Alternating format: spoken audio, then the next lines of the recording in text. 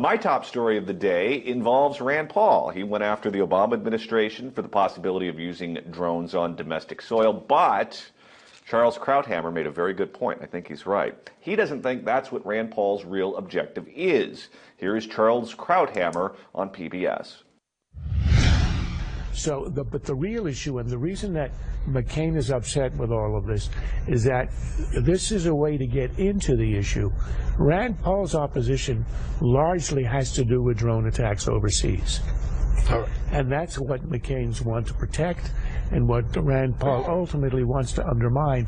But he cleverly chose an issue on which everybody agrees. And yours truly got confronted on that very issue recently by Andy Levy on Fox News' Red Eye. Here's what he had to say.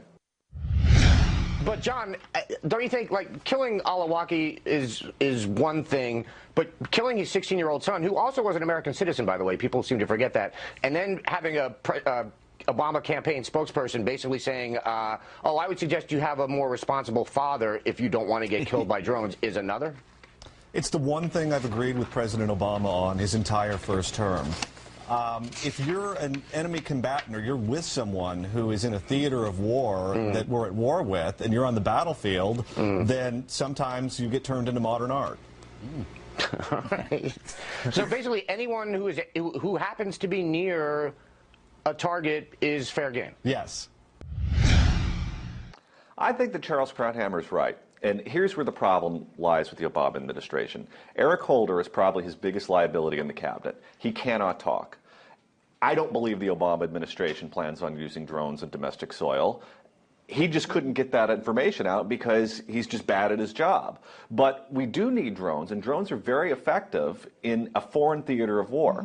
If you've got someone in the States, you can use local law enforcement. You can get them out that way. That's a much better way of doing it. But if you're trying to get somebody in Pakistan, you're trying to get someone in Afghanistan, local law enforcement may or may not be on your side, and you've got to be able to take these people out.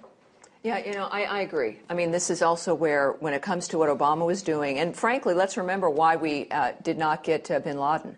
Because the lawyers with the Clinton administration, a lot of other people were standing around bin Laden at a Taliban camp in Afghanistan, and we didn't want the collateral damage. Well, if you're standing next to the biggest terrorist in the world, you are going to be modern art. That's fabulous, and I want you to be. Maybe you're going to start rethinking about who the heck it is you're having over for dinner and who you're entertaining if you're, you know, in the Swat Valley. So, look, this is an important thing for the international scene, for sure. Domestically, I'm not so sure about the fact that whether or not we would do it here. Holder's his comments, even his response to Rand Paul, was not adequate in my opinion, and I don't. I'm not so sure they wouldn't do it here. But it would make sense for Paul to want to be completely isolationist and move us out of the international scene. So I wouldn't be surprised if that's the issue. And now, Michelle, you're shaking your head. I respectfully disagree. I honestly... Oh, don't respectfully. Go for it. Drag us in the mud. Yeah. I found your comments extremely appalling. You know, you say that you're fair game if you're in the battlefield, right? Yes. But with drones, where is the battlefield? There is no battlefield. Where the drone is pointing. And you don't think that that's wrong? You don't think that it's wrong that someone doesn't have due process simply because they're around? No, because when you're in Yemen, you're not here. You're still an American citizen. You don't give up your citizenship as soon as you go to Yemen. When you have betrayed your commitment to the nation and you're committing treason by facilitating terrorism, yes, you've lost that right. Al-Awlaki's son, you think, how is he guilty? I think the world is better off without him. If you're over there, if you... Are you kidding me right now? His son? What does his son have to do with anything? His son was in a theater of war with a terrorist. In a theater of war? What is a theater of war, these words that you're using? There is no battlefield. There is no war. There's no place where this is happening. We're in a war with terrorism, which is different than what we've had previously. Before, it's state versus state. Now that's not the case. So if you happen to be in a cafe with somebody who is a terrorist that you don't know about... He wasn't killed in a cafe. Okay, but I'm saying we are in a theater of war where there happens to be someone in a cafe that is a terrorist and you get killed. I'm just going to go on Next Generation and say, well, whatever, he shouldn't have been associated with people in cafes. That's not what happened, though. But that's where it goes down to. That's the slippery slope where it can lead to. Here's the issue. The typical state versus state war that we've become accustomed to, where the USSR is at war with the United States, or we're at war with Germany in World War II. That is not what's going on in the world right now, and I predict that that's not where war is going to be going in the future. War is going to be with terrorists. It's going to be with organizations like Al-Qaeda. This argument also works for conventional war.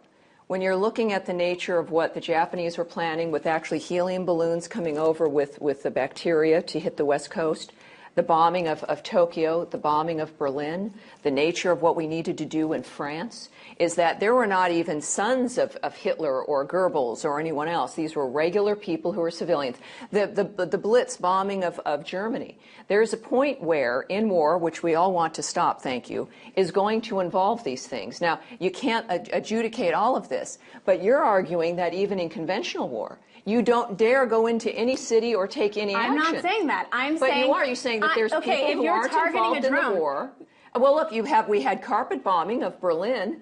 But and if some we bombing know in that France. there's an innocent American citizen, you think that's fine? We had a variety of troops in areas. You had to have phones to make sure the troops weren't there, or you had prisoners of war. And we're talking about a drone where you can specifically target someone. This is why You're this is even better. saying that an American citizen doesn't have due process. Here's what's even better.